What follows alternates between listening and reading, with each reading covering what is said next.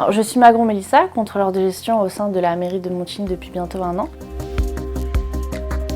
Alors, Montigny-Bretonneux est une ville de 35 000 habitants, issue de la ville nouvelle de Saint-Quentin-en-Yvelines.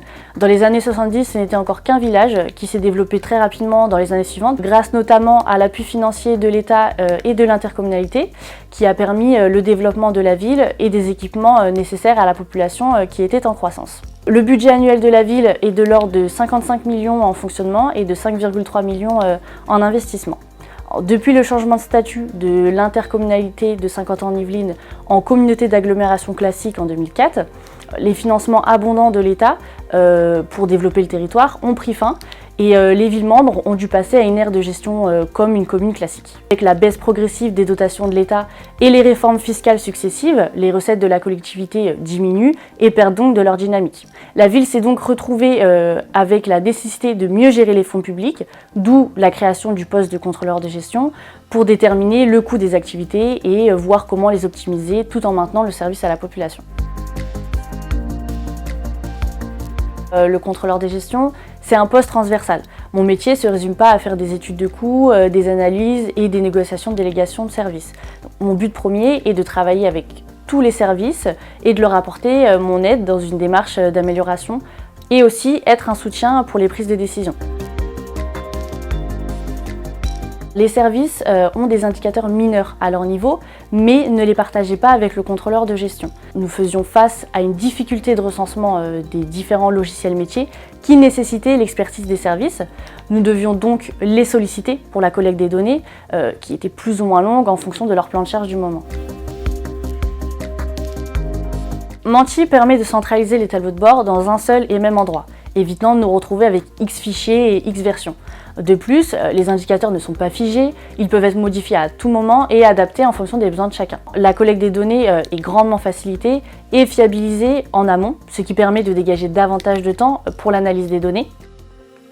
La plateforme nous donne accès à un grand périmètre d'information avec la possibilité de croiser les données. Aussi, la mise à jour automatique à J+1 est un atout majeur car nous pouvons avoir la vision et l'évolution en temps réel. Sans oublier que la plateforme est très intuitive et donc facile d'utilisation. C'est un réel outil d'aide à la prise de décision. Les tableaux de bord purement financiers et humains sont accessibles par l'ensemble de l'organisation selon leur accès au périmètre, alors que les tableaux de bord plus spécifiques, eux, sont partagés avec les acteurs concernés. Nous utilisons presque toutes les visualisations mises à disposition par l'outil, le tableau croisé dynamique, les barres, le nombre, la jauge ou encore le camembert. On choisit en fonction de l'indicateur et de ce qu'on veut montrer, une évolution, une répartition ou un chiffre clé par exemple. Le tableau croisé dynamique est la visualisation que nous utilisons le plus, car elle permet d'avoir une vision globale. Pour les calculs de coûts que j'effectue, j'utilise aussi les données sous la forme d'un tableau croisé dynamique que j'exporte ensuite sur Excel.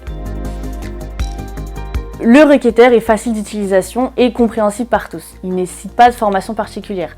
La difficulté réside plutôt dans la connaissance des logiciels utilisés, ce qui n'a pas de lien particulier avec la compréhension du requêteur. Avec l'accompagnement de Menti, nous avons commencé à mettre en place quelques tableaux de bord, notamment pour du suivi purement financier ou humain en vision globale. J'utilise également la plateforme comme outil de requêtage, notamment pour les calculs de coûts des activités.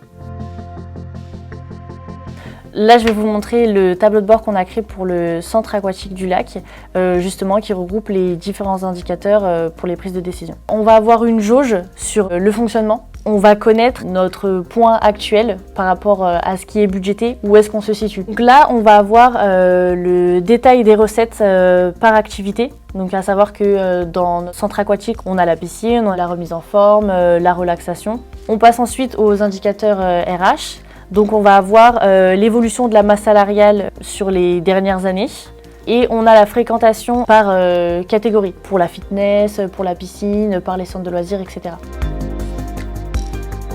Menti, c'est vraiment ludique. C'est facile de comprendre comment formaliser la requête, comment créer les tableaux de bord, comment les exporter. Quand j'avais quelque chose qui allait pas ou qui me posait problème ou j'avais une question, je rentrais en contact directement avec l'équipe qui me répondait en 2 minutes à ma question. Et donc petit à petit, les liens se sont faits et c'est vrai que l'équipe elle est au top, vraiment.